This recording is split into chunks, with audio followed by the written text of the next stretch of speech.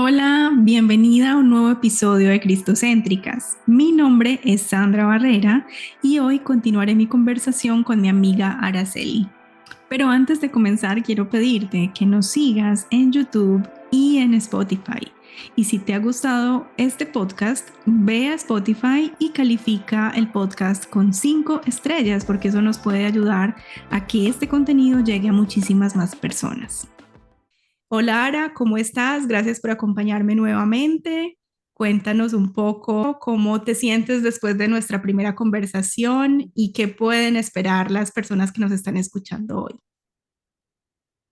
Hola Sandrita, bueno, nuevamente te agradezco porque me permites estar aquí en este espacio, porque definitivamente en medio de la rutina, en medio de las ocupaciones, en medio de lo que tenemos que hacer en nuestras familias, en nuestros trabajos, este tiempo es un tiempo de refrigerio para nosotras, para mí y bueno, para las personas que nos están escuchando también.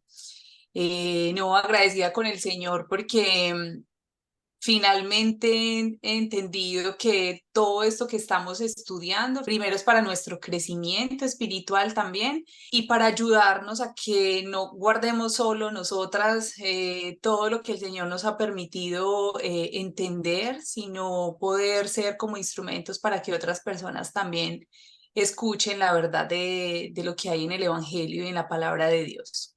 Entonces, bueno, te agradezco nuevamente por invitarme y bueno, saluditos a todas. Gracias a ti por acompañarnos.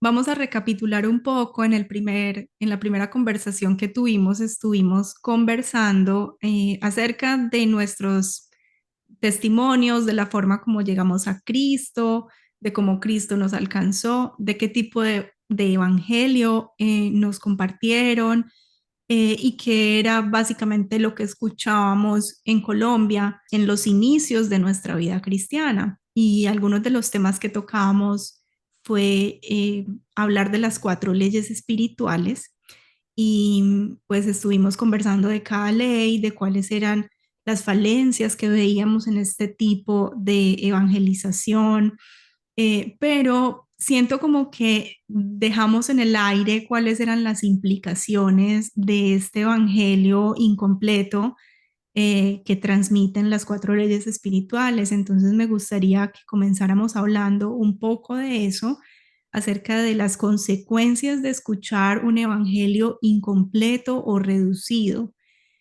¿Qué crees tú, Araceli, que puede causar el escuchar este tipo de evangelio? Porque si bien es cierto que está incompleto, de que es una verdad simplificada, también es cierto que el Señor nos salvó a través de ese mensaje. Entonces, quizás muchas personas que están escuchando se pueden preguntar, bueno, yo escuché las 4 leyes espirituales, yo evangelizo con las 4 leyes espirituales y no veo ningún problema en esto, aunque sea un evangelio reducido, igual Dios se vale de esto para alcanzar a los que son suyos. Entonces, me gustaría preguntarte, ¿cuál crees tú que es la consecuencia de escuchar este tipo de evangelio? Bueno, yo creo que finalmente todo se centra al tipo de vida que estamos llevando. Yo podría decir que por la medida en que nosotros vivimos, como vivimos, demuestra en quién estamos, en dónde está depositada nuestra fe o en quién estamos creyendo nosotros.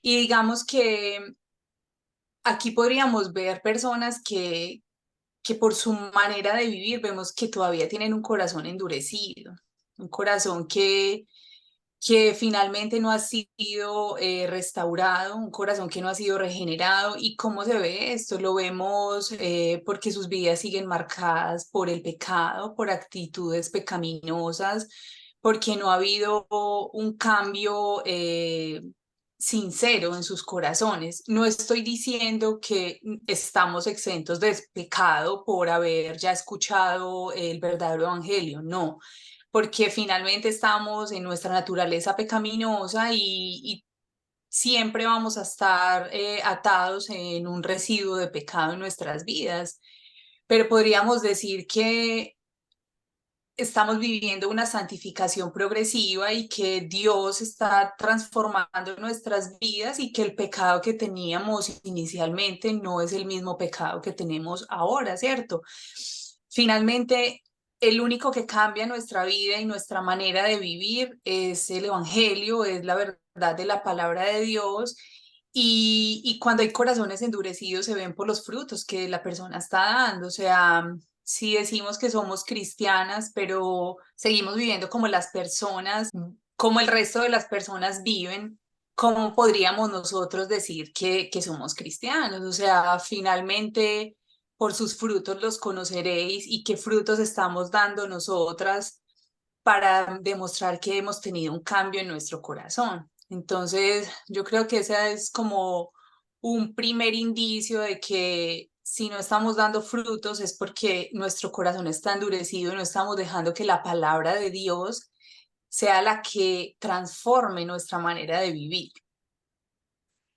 De acuerdo. Y yo creo que eso se da, Ara, porque finalmente si tú no has escuchado el Evangelio completo, digamos, con todos los elementos esenciales del Evangelio, que son la justicia de Dios, la depravación radical del ser humano, la propiciación por la sangre de Cristo, la naturaleza de una verdadera conversión y la base bíblica de la seguridad de la salvación, estos son los elementos esenciales del Evangelio verdadero.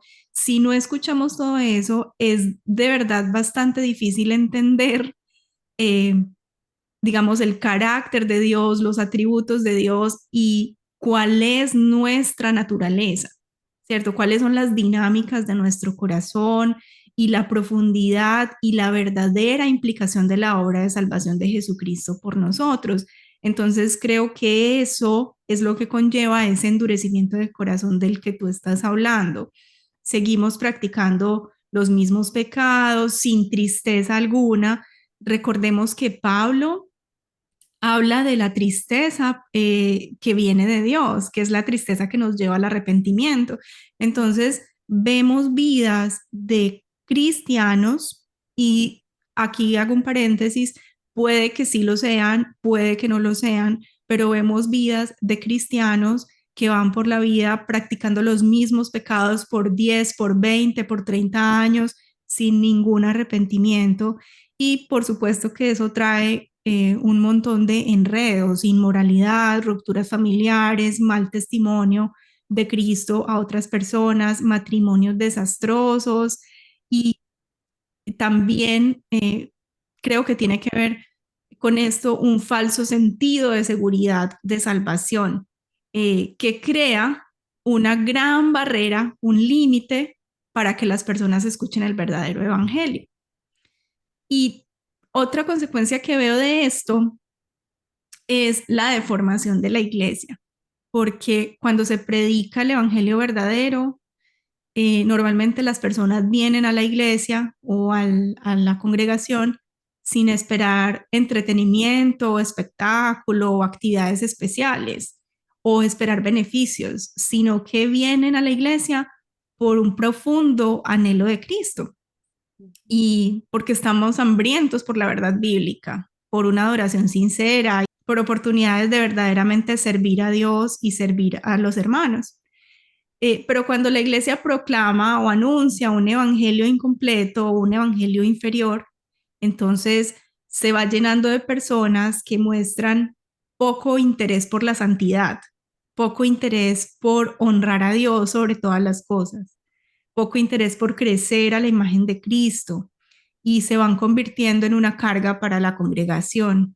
Entonces, lo que pasa normalmente es que la iglesia va bajando los estándares de moralidad, va bajando los estándares bíblicos, entonces los va reduciendo para algo que sea conveniente, para satisfacer a los miembros de su iglesia, para no incomodarlos, para que las personas no se vayan. Y se empieza a enfocar en las actividades en vez de estar centrada en Cristo. Empieza a filtrar la verdad y a empacarla cuidadosamente de manera que no se ofenda a la mayoría de los que están en esa congregación. Y pues vemos eh, lo que tú hablabas ahorita, personas o grupos de personas que no se diferencian en nada de los inconversos, ¿sí? Y eso es un gran peligro. Y con esto no queremos sonar como que nosotras estamos bien y el resto mal. Yo pienso que en algún momento de mi vida cristiana también estuve ahí eh, sin dar el fruto que yo debía dar y estaba muy involucrada en actividades de la iglesia, sirviendo en varios ministerios, enseñando a varias discípulas jóvenes, enseñándoles la palabra de Dios. Pero mi vida en el fondo no reflejaba lo que debió reflejar si yo estuviera andando fielmente con Cristo. Habían pecados en mi vida ocultos, habían pecados que yo seguía practicando sin arrepentimiento, aunque yo estaba arrepintiéndome de otros pecados y viendo cambios en otras áreas de mi vida, habían como áreas oscuras de mi vida. Y esa no es la forma en que Dios y su palabra obran. Dios nos va transformando de gloria en gloria y sin dejar, digamos, lugares oscuros en nuestro corazón. Yo también puedo decir, bueno, en algún momento me cuestioné y dije, ¿por qué estoy practicando estos pecados si soy cristiana? Si estoy anunciando el evangelio a otras personas, estoy discipulando a otras jóvenes, pero yo sigo en estos pecados. Sí, entonces solo quería hacer esa aclaración. No sé, Ara, si a ti te pasó igual. Creo que en la conversación anterior mencionaste algo sobre eso. Mencionaste que tenías también como pecaditos que acariciabas y que no querías cambiar, pero no sé si tú te sientes identificada o, digamos, con esto en alguna etapa de tu vida cristiana. Sí, lo que pasa es que a veces nos ponemos el título de cristiana y se genera como una apariencia de piedad. Entonces, por yo decir que soy cristiana y que voy a la iglesia, entonces ya las personas, estoy mostrando a las personas que yo soy buena, ¿cierto? Pero el problema es cuando uno va más allá, porque como lo veíamos en el episodio pasado, todo radica en el problema que hay en el corazón. O sea, nuestro corazón, dice la palabra de Dios, que es engañoso y perverso. ¿Quién lo conocerá? Solo lo conocerá Dios. Y me pasaba, yo decía, bueno, yo trato con con los pecados más evidentes. Entonces, debo dejar de hacer esto, esto y esto, porque obviamente una cristiana no hace eso, pero ante los ojos de Dios nosotros no podemos ocultar nada. La palabra de Dios dice que nosotros debemos estar a cuentas con Él siempre y Dios todo lo sabe, Dios todo lo conoce. ¿Y qué me gano yo con mostrar una apariencia de piedad si en mi corazón finalmente no está Dios obrando? Y ese es un peligro muy evidente que se viven en muchas iglesias porque si yo no le estoy rindiendo cuentas a nadie, si yo no estoy congregándome, si yo no estoy en comunión con otros hermanos, finalmente nadie sabe de mí y yo lo que pueda mostrar es lo que yo quiero mostrar, pero ante Dios nosotros no lo podemos engañar y claro, pasaban momentos en que yo no quería tratar ciertos pecados que estaban ahí, pero Dios no nos quiere dejar como estamos, Dios nos quiere transformar a la imagen de su Hijo Jesucristo y nosotros no podemos resistirnos ante eso. Si nosotros queremos seguir a Dios, tenemos que dejar todo el pecado atrás y estar dispuestos a que Él siga transformando nuestra vida, no solamente con los pecados más evidentes, sino con un cambio total de corazón. Como te decía ahorita, no pretendemos haberlo ya alcanzado, como decía el apóstol Pablo, o sea, no pretendo ya haber llegado a la meta, pero si yo tengo mis ojos puestos en Dios, yo sé que Él todos los días me está transformando, Él se está valiendo de momentos, de pruebas, de personas para seguirme mostrando el pecado que hay en mí y seguir en ese proceso de santificación para que Él siga haciendo su obra en mí y todos los días yo parecerme más a Jesucristo, porque esa es la obra que Dios está haciendo en nosotros, transformándonos a la obra de su Hijo. Y finalmente cuando nosotros ocultamos pecados, se lo estamos ocultando a Dios. ¿Y qué sentido tiene eso? Porque no por llamarme cristiano yo estoy cumpliendo todo lo que dice la palabra de Dios o me estoy arrepintiendo de mis pecados, no. Y vuelve al mismo punto, por nuestros frutos nos conocen y Dios todo lo saca a luz finalmente. Sí, definitivamente así tal cual es como tú lo explicas, Sara. Y mira que eso nos lleva a una tercera consecuencia, que es deshonrar a Dios, que digamos que es el propósito principal de todo cristiano, es honrar a Dios. Nosotros debemos hacer todo para su gloria y honra, todo, absolutamente todo. Entonces, vivir una vida así, eh, supuestamente cristiana, pero de esa manera que lo estamos explicando, deshonra a Dios. Y cuando escuchamos y proclamamos un evangelio reducido, los que siguen practicando el pecado y los inconversos llegan a ser parte de la congregación y se les permite permanecer en la congregación sin corrección alguna, aunque no veamos crecimiento, aunque no veamos una transformación y un arrepentimiento continuo, lo que trae como consecuencia pues manchar la pureza y la reputación de la iglesia y también que el nombre de Dios sea ridiculizado, blasfemado entre los que no creen en Él. Y al final Dios no es glorificado, la iglesia no es edificada, la iglesia no crece, no madura. Cuando digo crece me refiero a madurez, no a números. Y los miembros de la iglesia que son inconversos, pues nunca van a ser salvos de esa manera, porque la misma palabra dice, ¿cómo van a creer si no se les predica? Sí, pero cuando se les predica algo que no es correcto o que no es completo, pues es difícil que esas personas puedan crecer en fe. Eh, y finalmente, pues la iglesia tiene poco o ningún testimonio para los incrédulos.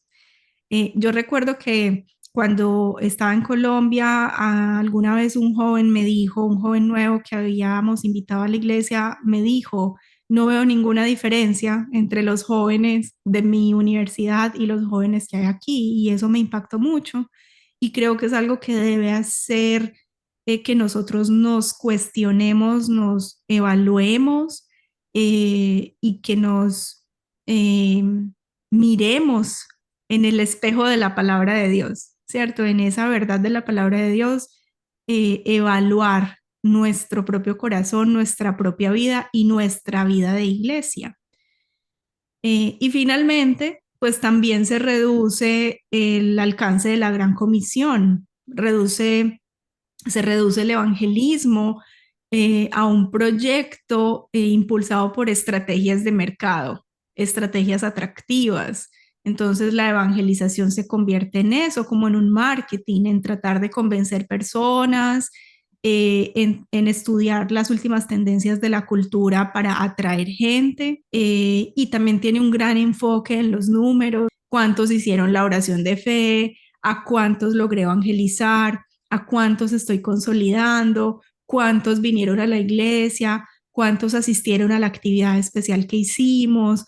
Y aparentemente esto no es malo, pero es que ese no es el objetivo. El objetivo es que la verdad de Dios sea proclamada, que el Evangelio de Cristo sea proclamado y que sea proclamado de una forma completa.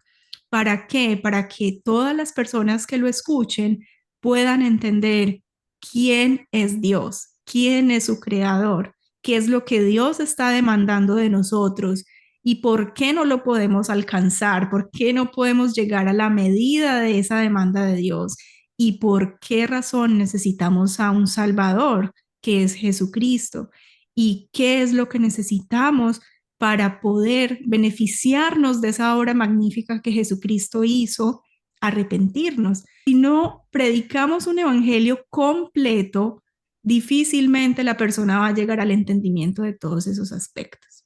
Entonces, como sentíamos que habíamos dejado un poco inconcluso el episodio anterior, pues hoy queríamos comenzar con esto, para cerrar esa idea de por qué entonces un evangelio reducido es tan peligroso y qué consecuencias, qué implicaciones pueden traer a nuestra vida cristiana y a las iglesias donde estamos. También hicimos una promesa de hoy hablar un poco más acerca del evangelio de la prosperidad.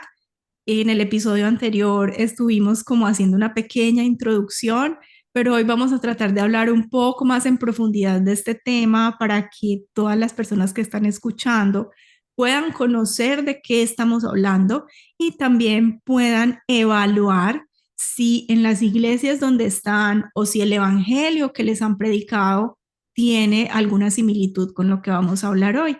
Es muy importante que nosotros comparemos siempre la verdad de la palabra de Dios con lo que estamos escuchando en las iglesias y de nuestros pastores o maestros.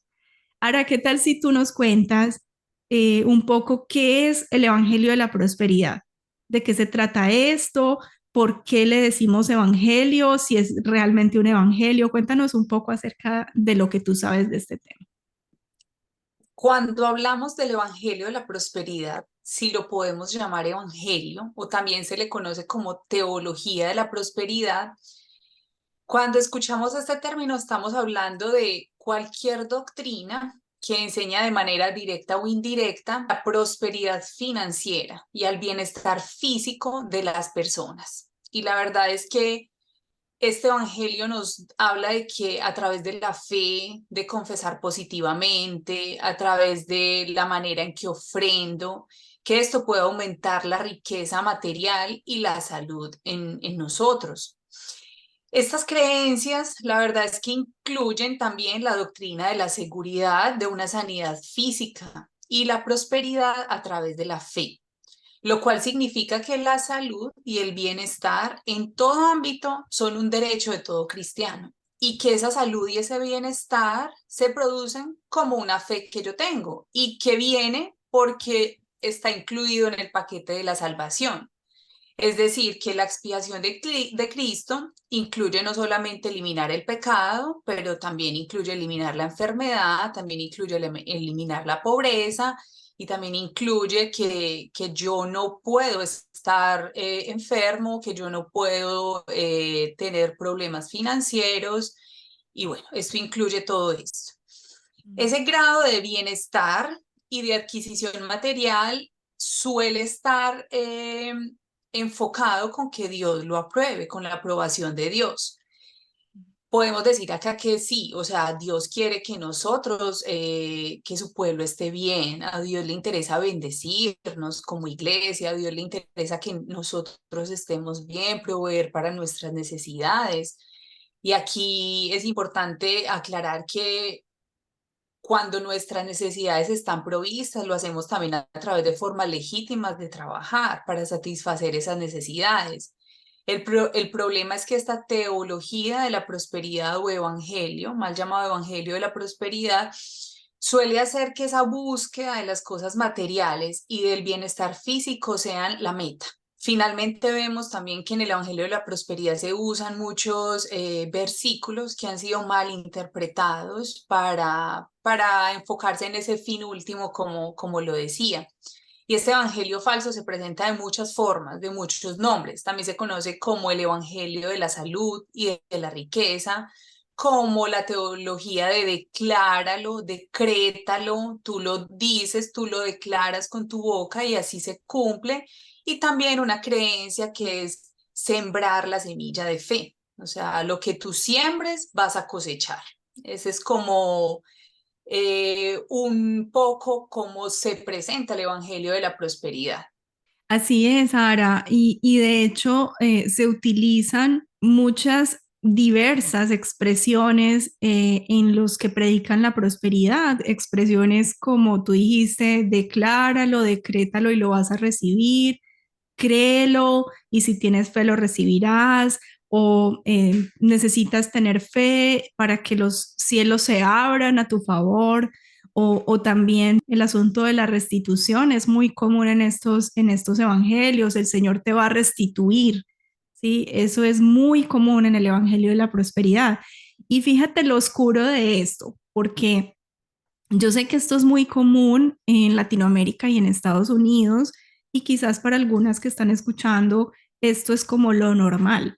Pero fíjate lo oscuro de esto, porque el origen del Evangelio de la Prosperidad es el ocultismo. Es una filosofía que se llama Nuevo Pensamiento y fue una filosofía que nació aquí en Estados Unidos a finales del siglo XIX y se conoce como una filosofía sincretista, o sea, una filosofía que agrupa muchos tipos de creencias y muchos tipos de filosofías, y esto pues incluye ideas cristianas, bíblicas, pero también la mezcla con filosofías orientales como el hinduismo, el budismo, con tradiciones metafísicas y con psicología y autoayuda. Se caracteriza por algunos aspectos, voy a mencionar solo algunos. Por ejemplo, el poder del pensamiento positivo, que es la creencia de que los pensamientos positivos atraen resultados positivos. La ley de la atracción, que es cuando nos dicen visualiza y enfócate en los resultados deseados para que eso venga a ti. También en la mente y el cuerpo, o sea, este tipo de filosofía afirma que la mente tiene la capacidad de sanar el cuerpo y de promover la prosperidad. Y el padre de esta teología fue un hombre llamado Oral Roberts, que es de acá de Estados Unidos. Se hizo muy famoso a mediados del siglo XX y él desempeñó un papel muy fundamental en la configuración del neopentecostalismo y en el cristianismo carismático moderno. Entonces, la historia de él es que él venía de un contexto de pobreza. En su adolescencia, él sufrió tuberculosis hasta que asistió a una reunión de avivamiento. Y en esa reunión él fue sanado de su enfermedad. Entonces, a partir de ahí, él decidió dedicarse al evangelismo. Resulta que él fue el fundador del teleevangelismo. Yo estoy segura que muchas de las que están aquí escuchando o todas deben conocer Enlace, el canal Enlace, que es donde pues todos conocimos el televangelismo. Él empezó en algo parecido a eso y su programa se enfocaba en proclamar la sanidad por la fe de los televidentes. Entonces él animaba a los televidentes a que sembraran su semilla, es decir, su ofrenda, y que por la fe ellos iban a ser sanados. Y fue un programa tan influyente que comenzó a generar ingresos anuales de millones de dólares. ¿Sí? Posterior a eso, él fundó una universidad que todavía existe, se llama la Universidad Oral Roberts, y al día de hoy pues tiene muy mala reputación y muchos problemas de malversación de recursos. Entonces, todo esto para explicar que él fue uno de los primeros en combinar estos principios ocultistas del nuevo pensamiento con la sanidad por fe. Pero luego de él vinieron otros que fueron sus sucesores, como por ejemplo su propio hijo, que se llama Richard Roberts, y fundó el movimiento llamado Palabra de Fe, que también es muy famoso. Hay muchas iglesias de Palabra de Fe que obviamente hacen parte de este evangelio falso. Otros sucesores como Kenneth Hagin, que fundó los ministerios Kenneth Hagin para difundir sus enseñanzas y que enfatizó mucho en hablar palabras de fe como forma de manifestar salud, riqueza y otras bendiciones. Otra de sus ideas más influyentes, y escuchen esto porque esto es, como dicen acá, te vuela la cabeza. ¿Sí? Una de sus ideas más influyentes fue que él distinguió entre logos, que es la palabra de Dios escrita, y rema, que es la palabra hablada. Entonces, Hagin decía que el rema es el medio por el que los creyentes activan las promesas de Dios. Y fue así como el movimiento Palabra de Fe se convirtió en el medio más efectivo para difundir el falso evangelio de la prosperidad por todo Estados Unidos a finales del siglo XX. Y luego esto llegó a Latinoamérica, porque como era teleevangelismo, pues ya esto empezó a llegar a todas partes del mundo.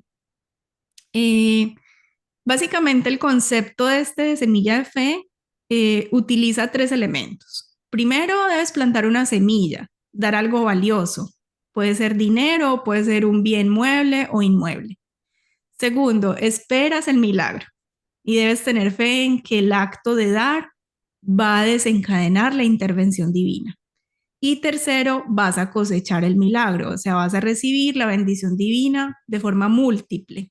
Y obviamente que se espera que esa bendición sea material o financiera. Sí, está muy enfocado en lo material.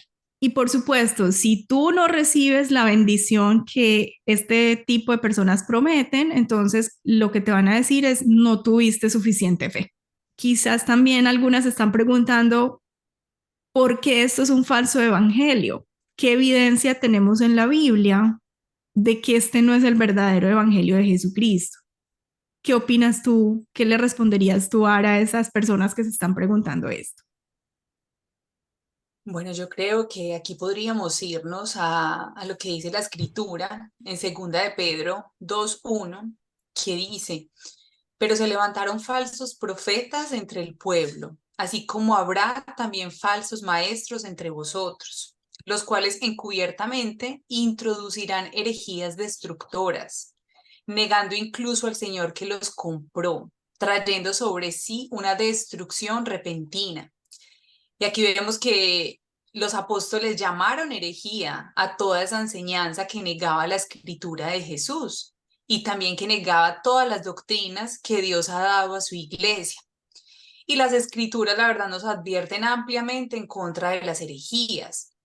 ¿Por qué podríamos decir que el Evangelio de la Prosperidad está considerado como una herejía?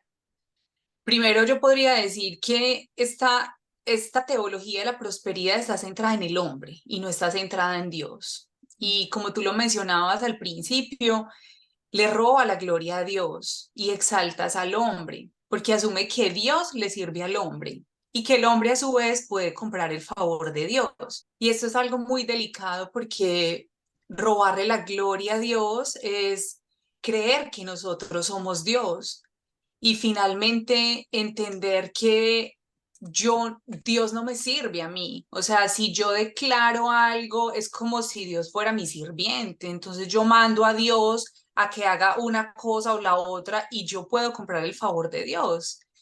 Y esto es muy delicado porque esta teología de la prosperidad definitivamente persigue ese materialismo, está enfocado es que está centrado todo en el hombre, en que todo gira en torno a él y a buscar la riqueza, a buscar el bienestar vestido con un ropaje bíblico, como lo decíamos ahorita, como una apariencia de piedad, porque finalmente se tergiversa la Biblia para enfocarse en el hombre. Y vemos que este Evangelio de la Prosperidad le da mucha importancia al bienestar, a la salud, a la riqueza, a la felicidad y no a vivir una vida santa, como tú lo mencionabas anteriormente, a no vivir una vida que glorifique a Dios en todo y que tema a Dios y que respete y acepte la soberanía de Dios sobre sus vidas. Cuando nosotros entendemos que Dios es soberano y que Él opera conforme a su soberanía, eso nos lleva a nosotros a tener una actitud humilde, una actitud humillada ante el Dios que finalmente controla todo y que esa búsqueda de materialismo no es coherente con la enseñanza bíblica, porque la Biblia nos manda amar a Dios sobre todas las cosas, con todo nuestro ser, con toda nuestra alma y amar a nuestro prójimo como a nosotros mismos, pero también nos alerta del amor a las riquezas y finalmente cuando vemos este Evangelio de la Prosperidad, claramente entendemos que no es bíblico porque no está enfocado en lo que Dios está enfocado, que es buscar santificarnos a nosotros y buscar darle la gloria a Él en todo. Además, también vemos que este Evangelio de la Prosperidad muestra un tremendo amor al dinero. No se ven predicadores de este Evangelio de la Prosperidad que vivan de una manera modesta. En realidad vemos que estas personas están en iglesias, en catedrales de cristal de millones de dólares, visten trajes lujosos, excéntricos, tienen autos costosos, se desplazan en aviones privados. Y esto digamos que se ve más en el contexto de Norteamérica, en Estados Unidos, en Canadá, pero si vamos a Latinoamérica lo vemos también a otro nivel. Son personas que viven en edificios costosos, que tienen autos también de último modelo. Vemos que los pastores y sus familias viven en zonas que son las más costosas de la ciudad, que no viven una vida modesta, sino una vida de apariencia, una vida de lujo. Y todo esto, ¿para qué? Para expresar ese materialismo. Cuando nosotros hacemos el contraste de cómo eran los siervos que vemos en las escrituras, cómo era el apóstol Pablo, cómo eran los discípulos de Jesús, nosotros vemos que ellos en ninguna parte de las escrituras nos hablan de que fueran los hombres más ricos o que vivieran en castillos, no sé. Finalmente, ¿cuál era el enfoque de estos siervos de Dios? Era predicar el evangelio y no estar mostrando una vida exuberante y enfocada en lo que tuvieran, ¿cierto? Y cuando mencionabas ahorita el movimiento Semilla de Fe, este Evangelio de la Prosperidad tiene un pensamiento fundamental y es que sea lo que fuera que imagines y tú creas, tú podrás hacerlo. Y como para repetir un poco, usan expresiones como podemos abrir los cielos, se nos restituirá 7 veces más de lo que hemos perdido. Y la verdad, este pensamiento va en contra de la verdad bíblica, de que solo Dios es todopoderoso, de que solo Dios es soberano, de que solo Dios es quien gobierna sobre todo el universo, de que Dios controla los tiempos, de que todo ha sido creado por Él y para Él. Solo Dios es el que hace que las cosas sucedan, no somos nosotros, no somos nosotros los que al declarar algo podemos hacerlo. Si vamos a Génesis, nosotros vemos que cómo creó Dios el universo con el poder de su palabra. ¿Quiénes somos nosotros para crear algo? ¿Quiénes somos nosotros para establecer algo con nuestras palabras? Nos estaríamos haciendo iguales a Dios. Y esto es peligroso porque nosotros no somos Dios. Y es verdad que desde la creación de Adán y Eva, el hombre siempre ha querido serlo. Ese fue el Mm. pecado de Adán y Eva. Ellos querían ser como Dios. Pero por otro lado, nuestra fe debe estar puesta en Dios, en su persona, en quién es Él. Esa es la verdadera fe. La fe no es caminar a ojo cerrado y dar pasos creyendo que a medida que yo voy caminando todo se va haciendo porque estoy imaginando las cosas para que sucedan. No. La fe es poner nuestra confianza en Dios y saber que Dios mismo es el que nos da la fe. La Biblia dice que la fe es un don de Dios y no para gloriarnos a nosotros mismos, sino para poner esa fe en Dios porque realmente es Él el que hace que las cosas sucedan. Sí, totalmente de acuerdo. Y fíjate que también eso revela algo y es que cuando estamos viviendo de acuerdo a un evangelio de la prosperidad, básicamente estamos creyendo en un Dios con minúscula, eso sí, que actúa como si fuera un corredor de bolsa. Entonces nosotros venimos, invertimos la semilla de fe y esperamos obtener los resultados. O otra manifestación común quizás no es la semilla de fe, quizás no es la semilla material, pero también hay una variación de ese evangelio de la prosperidad. Entre más le cantes canciones a Dios y entre más lo adores y entre más llores en su presencia y dances en su presencia, entonces Él más te va a bendecir. Es una variación del evangelio de la prosperidad. ¿Cierto? Entonces estamos viendo a un Dios al que nosotros podemos manipular, al que nosotros podemos sobornar para obtener unos resultados, ¿sí? Pero la Biblia lo que enseña es que nuestras ofrendas de todo tipo, materiales y espirituales, son un acto de adoración a Dios, o sea, es una forma en que nosotros reconocemos, Dios, tú eres el Todopoderoso, tú eres el soberano, tú eres el digno de adoración y por eso te ofrendo, por eso te rindo sacrificio. no porque estoy buscando una bendición, no porque estoy buscando una recompensa. Dios no es un agente de bolsa que requiera de nuestra inversión, de semilla de fe o de lo que tú quieras. Dios no acepta sobornos, eso está claramente en Deuteronomio 10. Dios no es un Dios que acepta sobornos de ningún tipo. Y otra razón por la que este evangelio es una herejía es que habla de la recompensa del 100 por 1.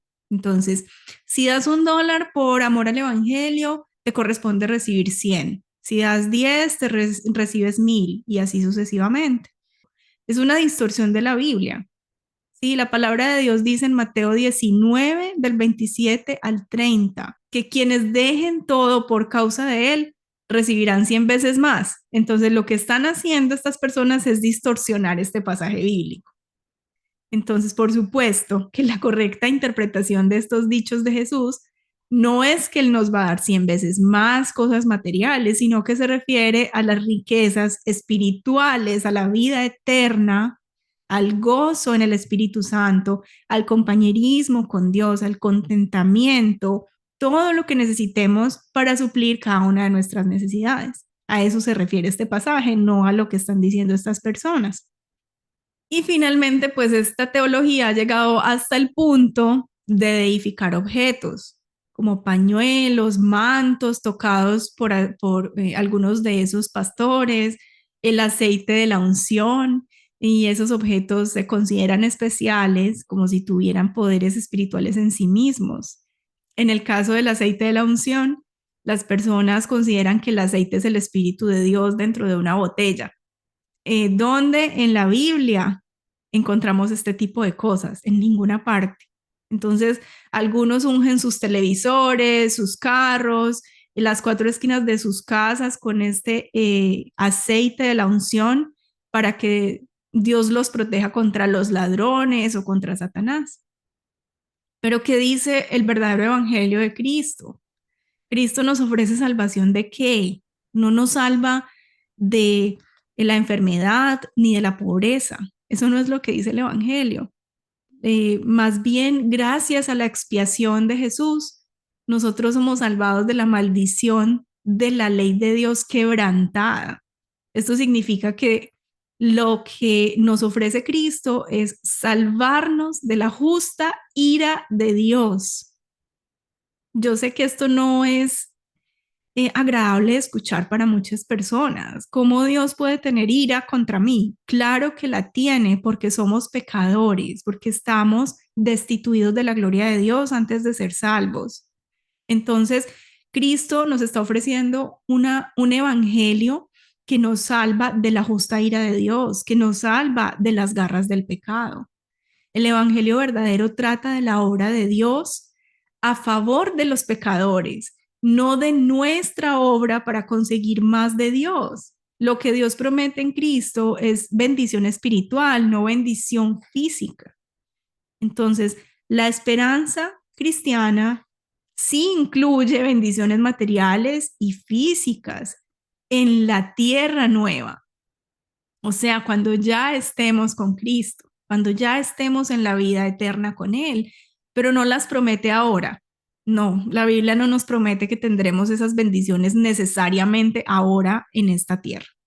Los anhelos del cristiano se van a hacer realidad, es allá en la eternidad. Entonces, incluso allá mismo, cuando estemos allá, ya no las vamos a anhelar, porque Dios mismo será nuestro mayor premio, nuestro mayor galardón, no nuestra ausencia de sufrimiento o nuestras posesiones materiales. Entonces, si ustedes se dan cuenta, es un mensaje totalmente antibíblico. Por eso decimos el falso evangelio de la prosperidad. Ni siquiera lo deberíamos llamar evangelio. No lo deberíamos llamar evangelio porque evangelio significa buenas noticias y esto no son buenas noticias, son malas noticias porque si tú crees en ese evangelio o en ese tipo de doctrina, te vas al infierno, simple, ¿sí? Y perdón que sea tan clara en decirlo, pero no son buenas noticias. Entonces, por eso lo llamamos el falso evangelio o el antievangelio de la prosperidad. Ahora, ¿tú qué opinas de los predicadores de este tipo de teología o falso evangelio? ¿Y qué crees tú que Dios piensa acerca de estas personas? ¿Conoces algún pasaje en la Biblia que nos hable de este tema, sobre cómo Dios ve a este tipo de predicadores y de maestros de este evangelio? Bueno, aquí primero debemos entender qué es un profeta, a qué se refiere la Biblia con un profeta antes de mencionar qué es un verdadero o un falso profeta. Un profeta es alguien que habla de parte de Dios y nadie decide ser un profeta. Es Dios quien llama a los profetas. El profeta habla siempre de parte de lo que dice Dios, proclama lo que dice la palabra de Dios y no lo que dicta su propio corazón. En el Antiguo Testamento vemos que hay muchos profetas, hay los profetas mayores que son como Jeremías, Isaías, también hay profetas menores como algunos libros de la Biblia que son Oseas, Jonás, Habacuc. Y en el Antiguo Testamento vemos que estos profetas utilizaban siempre una clave para introducir que iban a hablar de parte de Dios y decían, así dice el Señor. Bueno, si vamos entonces al Evangelio de la Prosperidad, aquí vemos profetas que se consideran que hablan de parte de Dios, pero están trayendo una revelación nueva a sus iglesias que no es la palabra de Dios. O sea, la palabra de Dios está aquí, toda compilada de principio a fin, y lo que hacen muchos falsos profetas es adjuntar mensaje que no está. O sea, las profecías ya cesaron, las profecías ya terminaron, y lo que Dios habló a través de sus profetas y de las personas que Él usó para llevar su mensaje a través de su Espíritu Santo, están todas compiladas en la Escritura. Estos falsos profetas hablan de que usted ya está libre de la ley de Dios, que usted no necesita arrepentirse, que usted por haber hecho una oración de fe, usted no necesita cambiar su vida, porque finalmente ellos dicen que por gracia somos salvos y que las personas pueden vivir como quieran porque no van a perder la salvación. Ese Mm. es el mensaje que los falsos profetas predican y es un mensaje que tuerce las enseñanzas de las escrituras porque no hay un cambio en el corazón. Como hablábamos ahora, puede lucir como un buen cristiano externamente, pero no está llevando a su iglesia a crecer, a examinarse continuamente porque la escritura nos dice que tenemos que examinar nuestro corazón y ellos lo que hacen es ofrecer soluciones falsas. Hablan de descubrir el potencial que hay en ti, sigue tu corazón y la verdad son mensajes, como lo digo, contrarios a la palabra de Dios, porque traen es como una pereza espiritual bajo un manto de humildad. Los falsos profetas buscan su propio beneficio a expensas de la iglesia.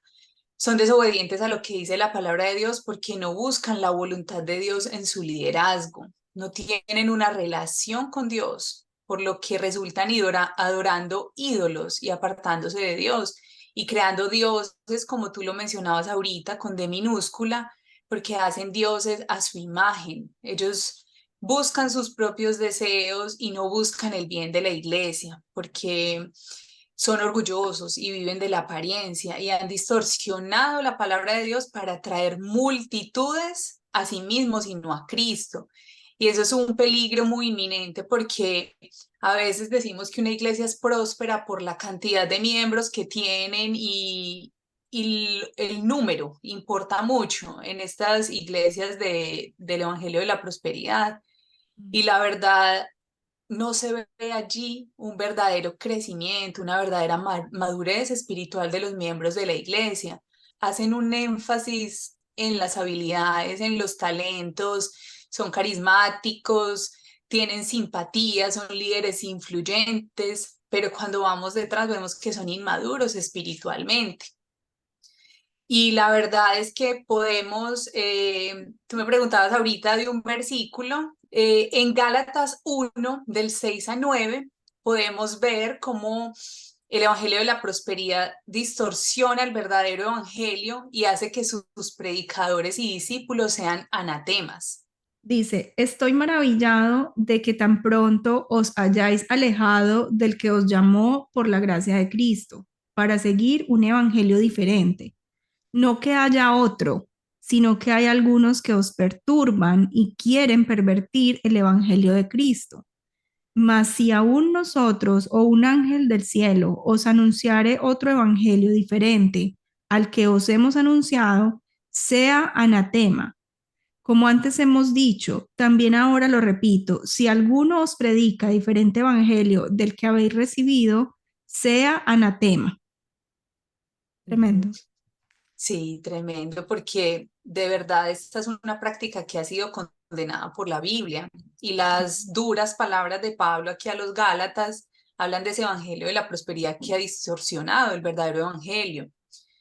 Hay versiones quizá más suaves del evangelio de la prosperidad que vemos en muchas iglesias y a veces los cristianos caemos en la tentación de creer que nuestro sufrimiento puede ser un indicador del desagrado de Dios o que Dios nos debe algo porque le hemos dado mucho o que una iglesia más grande y con más dinero es una clara medida de bendición. Pero finalmente vemos que todas estas variaciones del pensamiento del Evangelio de la Prosperidad envenenan a la iglesia. Ara, o sea que tú, para que las personas que están escuchando no se confundan, tú estás diciendo que los predicadores del Evangelio y la Prosperidad son falsos profetas. Eso Sí, es lo que estás queriendo decir. ¿Y por qué? Porque cumplen con ese, digamos, prototipo que Pablo está hablando aquí a los Gálatas, están predicando un evangelio diferente en nombre de Dios. Ellos dicen que vienen en nombre de Dios o te hablan con la autoridad del Señor y te predican un evangelio que no es el evangelio de Cristo. Entonces, básicamente son falsos enviados de Dios, son falsos profetas, solamente para que las personas que escuchan entiendan y no se confundan.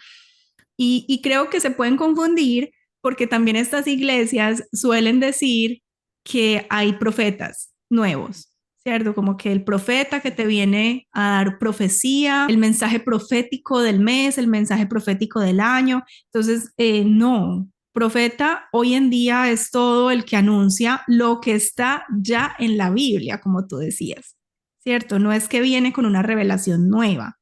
Entonces, solamente para aclarar eso, ¿cierto?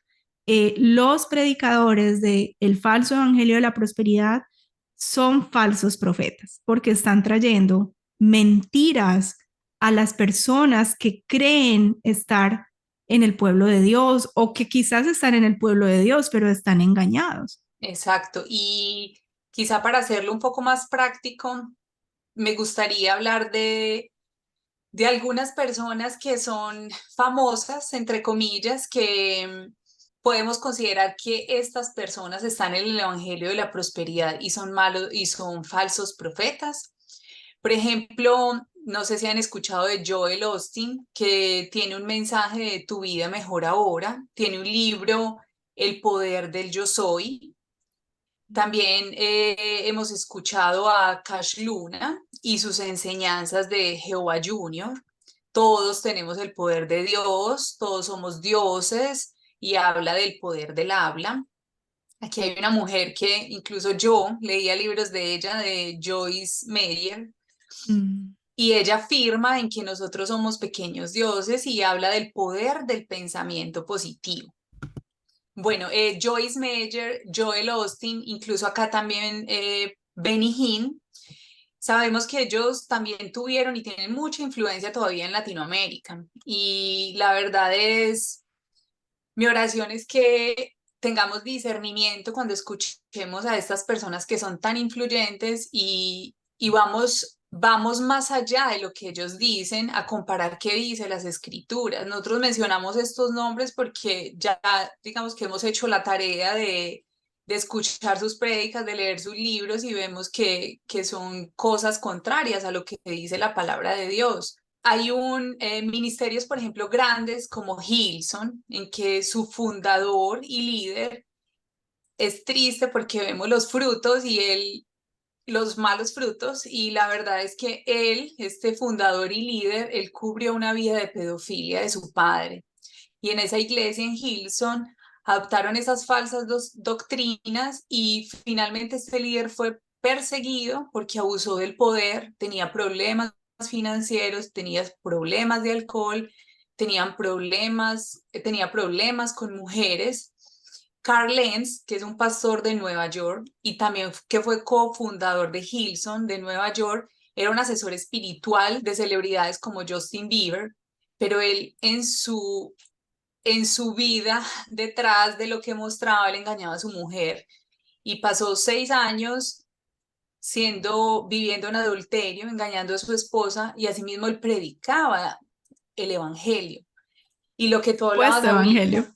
el supuesto evangelio, y lo que tú mencionabas ahora de esa apariencia de piedad que dan iglesias muy grandes. Hillsong es Y una demasiado iglesia, influyentes. exacto, y qué frutos estaban dando estas personas, o sea, los pecados que ellos estaban practicando demostraban esa inmadurez espiritual y no solo eso, demostraban que no habían conocido el verdadero evangelio. Los frutos que dan realmente no son demostrados por lo que dice la palabra de Dios. Y creo que es muy importante acá también mencionar, Marcos Witt, por ejemplo, fue pastor en la misma iglesia de Joel Austin y ahora Wow. Danilo Montero también lo es. Nos Y van a entre quemar otros, en la hoguera. y la verdad es que hay muchos otros conocidos, pastores, cantantes, líderes en Latinoamérica que han difundido esta teología. Yo mencioné ahorita a Cash Luna, pero también está César Castellanos, está Guillermo Maldonado y Mm, todos, incluso Dante Gebel, también es uno de ellos. La verdad es que la lista es interminable, pero finalmente tampoco lo hacemos a manera de juicio, sino finalmente de tener ese discernimiento de buscar a quién estamos siguiendo. Nosotros obviamente seguimos a Dios, pero tenemos que estar cubiertos bajo buenos pastores. Y todo esto que hemos mencionado es una alerta para entender que nosotros no debemos estar llevados por cualquier viento de doctrina, sino seguir a Dios, pero ser eh, muy sobrios cuando mm. estamos en una iglesia y qué estamos escuchando y ante qué nos estamos exponiendo. Exacto, Ara. Y mira que me recordaste que Pedro en su primera carta le hace pues varias veces ese llamado a los creyentes a los que él les está escribiendo, que sean sobrios, que estén sobrios. Y eso se refiere a que no se dejen llevar por pasiones de su corazón o por emociones, sino que estén alertas, digamos, con la mente clara, puesta en la palabra de Dios. De hecho, él dice que ciñanse con entendimiento, o sea, como tengan entendimiento de la verdad de Dios, de lo que Dios dice en su palabra. Y también me recuerda a los judíos de Berea. Recuerda que Pablo les predicaba a ellos el Evangelio, pero ellos, dice la palabra, que ellos escudriñaban las escrituras para comprobar si lo que Pablo les predicaba era cierto. Y Ujú. estamos hablando de Pablo, o sea, Pablo era súper docto, conocedor de la ley, entonces ellos dudaban de que Pablo les estuviera predicando la verdad y ellos mismos iban a la palabra a comprobar que fuera cierto. Y creo que es el ejemplo que debemos seguir. Tú hablas de ser sobrios, ¿sí? En el sentido de que acabo de explicar, debemos ir a la palabra, comprobar que todo lo que este predicador al frente o este maestro está diciendo esté de acuerdo a la verdad de la Biblia. Comprobar que realmente en la iglesia donde estemos sí se esté predicando la Biblia. ¿Cuánto tiempo se está dedicando al estudio de la palabra? O digamos que la mayor parte de la reunión o del servicio se dedica a incentivar emociones en la gente, a poner música de fondo y a decir cosas agradables al oído. O sea, son cosas que tenemos que evaluar a la luz de la verdad, no a la luz de lo que nosotras decimos, sino a la luz de la palabra de Dios, que es infalible y que está vigente hoy en día. Así que ese es nuestro ánimo, esa es nuestra motivación, de verdad, como anunciar las verdades del Señor, anunciar el Evangelio y también usar nuestra propia experiencia personal que hemos tenido en la vida cristiana y lo que hemos ido conociendo a través de los años para también edificar a las personas que nos escuchan. Puede que no sea agradable para ti lo que estás escuchando y lo entiendo, pero al menos yo sí te hago una invitación y es que medítalo, dale vueltas, investiga, escudriña la palabra de Dios, analiza a la luz de lo que dicen las escrituras, lo que estás viendo y escuchando, porque como dije en el episodio anterior, esto es un asunto de vida o muerte. Puede que tú creas que eres cristiana, puede que tú creas que estás caminando fielmente con Dios, como yo alguna vez lo creí también, pero puede que cuando evalúes y escudriñes a la luz de la palabra de Dios, descubras que no lo estás haciendo. Entonces, si eso llega a suceder, gloria a Dios por eso, porque hay una oportunidad para correr a sus brazos, para correr a sus pies y para cumplir su propósito, que es vivir dándole gloria y honra a Él y conociéndolo y creciendo a su imagen. Entonces, quisiera cerrar con esto, con esta invitación a que no descartes lo que estás escuchando, no lo eches a la basura, evalúa, medita en esto y ora, pídele al Señor que te guíe a toda verdad, que te dé su sabiduría para saber discernir las cosas espirituales. Y de hecho también queremos invitarlas para que no se pierdan el tercer capítulo de esta conversación, porque ahí vamos a hablar en más detalle de cómo el Evangelio de la Prosperidad se ha infiltrado a iglesias que no necesariamente están fundadas sobre el Evangelio de la Prosperidad, sobre el falso Evangelio de la Prosperidad, pero que han dejado meter muchas prácticas de esta filosofía. Y una de esas es la incorrecta interpretación de pasajes bíblicos y cómo eso lo convierten en enseñanzas fundamentales dentro de la congregación. Entonces vamos a hablar de pasajes bíblicos, vamos a ir uno a uno y vamos a hablar de la incorrecta interpretación que se les da y las enseñanzas basadas sobre esa incorrecta interpretación y vamos a explicar cuál sería la correcta interpretación de esos pasajes. Y también te vamos a dar 6 claves para identificar si tu iglesia o tus pastores o tus maestros también están contaminados con este falso evangelio. Entonces no te puedes perder este episodio si estás interesada en este tema, si es algo que te está dando vueltas, no te lo puedes perder y te invitamos a que estés con nosotras en el próximo episodio.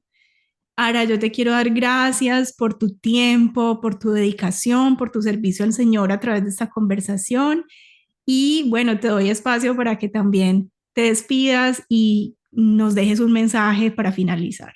Bueno, agradecerte a ti, Sandris. Definitivamente estos espacios son para glorificar a Dios porque, como te decía ahora, todo lo que hemos recibido de Él, no guardar eso, sino también poderlo hablar a otras personas. Como lo mencionábamos en el episodio pasado, tragábamos muy entero y creíamos que todo estaba correcto, pero no estábamos siendo unas verdaderas discípulas de Cristo y no estábamos ahondando en las escrituras. Quizás estábamos menospreciando la palabra de Dios y no estábamos creciendo espiritualmente, y eso es algo que no debemos tomar a la ligera.